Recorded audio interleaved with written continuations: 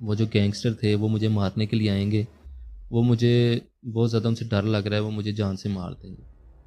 इसके दोस्त को कहते हैं कि यार तुम परेशान ना हो, हम लोग दूसरे मुल्क में आए हुए हैं, हमारा मुल्क जर्मनी है, हमें परेशानी की क्या ज़रूरत है, हमने कल चले जाना है, आज हमारा लास्ट डे है तो इन्जॉय करते हैं। फिर ये लोग डिसाइड करते हैं कि हम लोग मैकडोनल्ड्स में खाना खाने चाहते हैं, लेकिन लार्स इनको मना कर देता है, कहता है मेरा मूड नहीं है, मैं नहीं जाऊँगा।